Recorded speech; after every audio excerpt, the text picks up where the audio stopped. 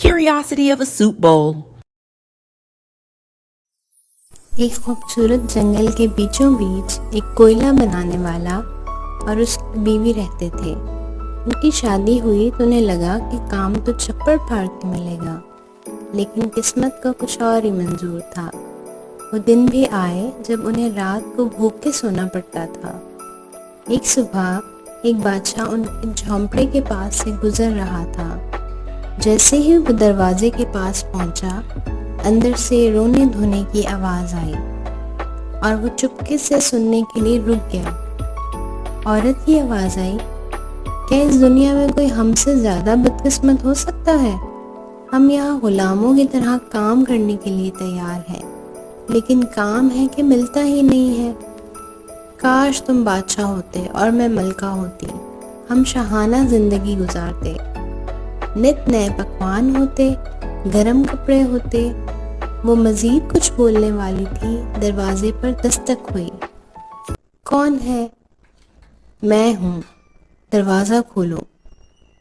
میں کون؟ میں بادشاہ ہوں۔ بادشاہ اندر آیا۔ اس نے دیکھا کہ ایک گھر کے کمرے میں کوئی فرنیچر نہیں، نہ ہی کرسی ہے۔ میرے پاس زیادہ وقت نہیں ہے، لیکن آپ کچھ مشکل میں لگ رہے ہیں، بتائیں کیا بات ہے؟ میرے بادشاہ، ہمارے پاس کوئی کام نہیں ہے، 2 دن سے فاقہ کر رہے ہیں۔ ٹھیک ہے، میرے ساتھ میرے محل چلو، وہاں تمہیں ایسا لگے گا کہ تم جنت میں ہو، لیکن تمہیں میرا ایک حکم ماننا ہوگا۔ کوئلہ بنانے والا اور اس کی بیوی کو یقین ہی نہ آیا ہو اور واقعی حیرانی بنتی بھی تھی۔ حضور، ہم سب کچھ کریں گے جو آپ کہیں گے، ہم آپ کی ناقدری کیسے کر سکتے ہیں؟ بادشاہ نے کہا کہ چلو دروازہ بند کرو اور چابی اپنے پاس رکھ لو۔ آخر کار وہ محل پہنچ گئے۔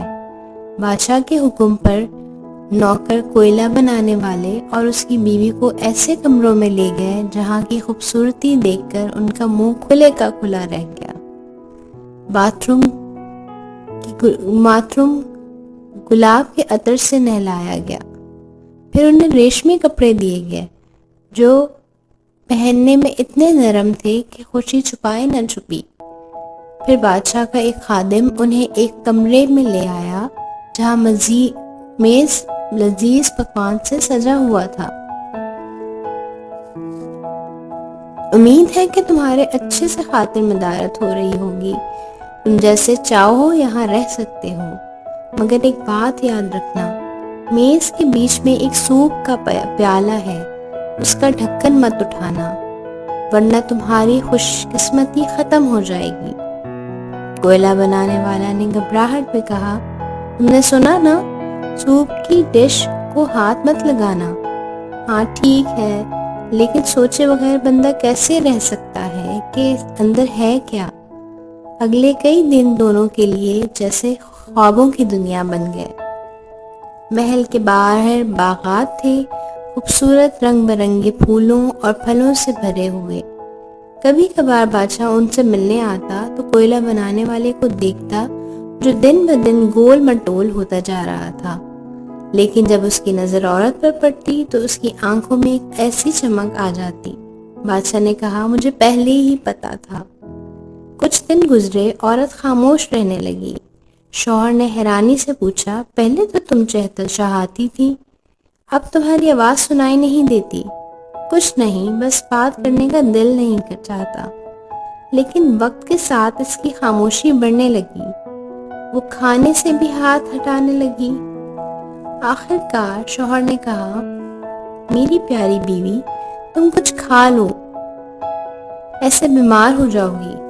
عورت غصے میں پھٹ پڑی، میں مرنا پسند کروں گی بجائے اس کے کہ یہ جانوں اس ڈش میں کیا ہے۔